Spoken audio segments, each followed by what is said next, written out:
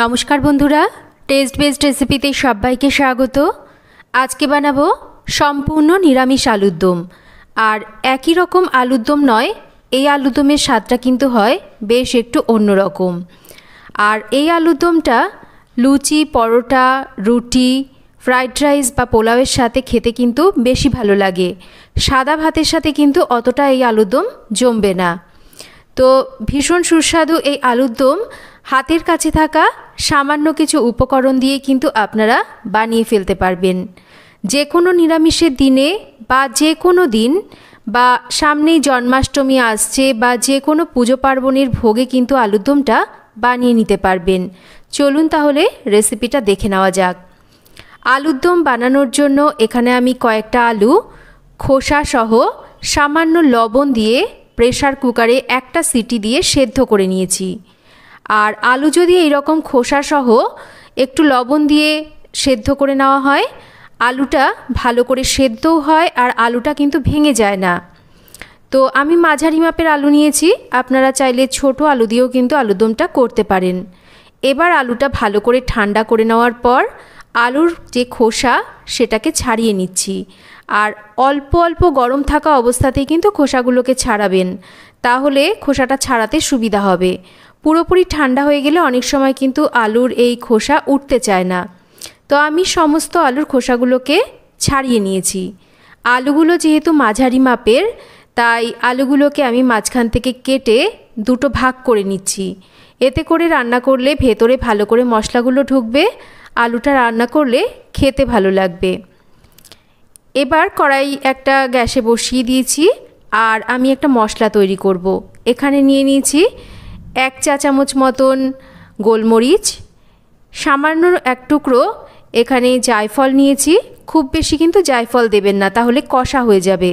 নিয়ে নিয়েছি 2 টুকরো দারচিনি, আর এখানে 8 থেকে 10টা ছোটো এলাচ, 4টে শুকনো লঙ্কা নিয়েছি, আর তার সাথে নিয়েছি 1 টেবিল চামচ গোটা জিরে, আর গোটা ধনে নিয়েছি 1 টেবিল চামচ।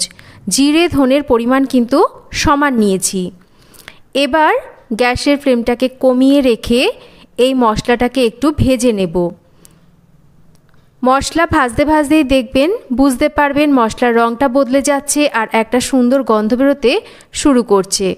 তো তখন কিন্তু গ্যাসের ফ্লেম বন্ধ করে দিতে হবে। আর মশলা বেশি ভেজে ফেললে কিন্তু মশলাটা তেতো হয়ে যায়। খুব ভালো করে মশলা ঠান্ডা করে মশলাটাকে আমি গুঁড়ো করে নিয়েছি। এবার রান্নাটা শুরু করব। কড়াইতে সাদা তেল গরম করে নেব। আর যেহেতু সাদা আলুর দম বানাচ্ছি, তাই রান্নাটা কিন্তু সাদা তেলেই করব। তেলটা ভালো করে গরম হলে সামান্য একটু লবণ তেলের মধ্যে দিয়ে এবার সেদ্ধ করে কেটে নেওয়া আলুগুলোকে দিয়ে আলুগুলোকে একটু ভেজে নিচ্ছি। আর আলুগুলোকে যদি একটু ভেজে নিয়ে রান্না করা হয় তাহলে কিন্তু এর স্বাদটা ভালো হয়। তো আলুগুলোকে আমি বেশ একটু, দেখুন আলুর গায়ে রং ধরে গেছে, ভেজে তুলে নিচ্ছি। বাকি আলুগুলোকেও কিন্তু ঠিক একই রকম করে ভেজে নেব। এখানে আমি কয়েক টুকরো ক্যাপসিকাম, কয়েক টুকরো টমেটো আর 3-4টে কাঁচা লঙ্কা চিড়ে রেখেছি। তো ক্যাপসিকাম আর টমেটোটাকে কিন্তু এইরকম টুকরো করে কেটেছি। হালকা করে একটু নাড়াচাড়া করে নিচ্ছি যতক্ষণ না কাঁচা গন্ধ চলে যাচ্ছে। ভাজিনি কিন্তু, জাস্ট একটু নাড়াচাড়া করে তুলে নিয়েছি।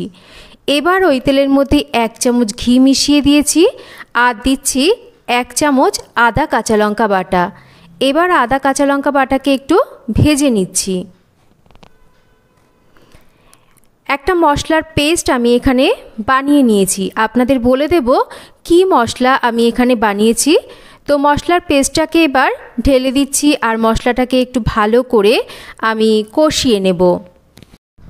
টক দই, আর তার সাথে নিয়ে নিয়েছি এখানে 8 থেকে 10টা কাজু, আর তার সাথে নিয়েছি 4 মগজ।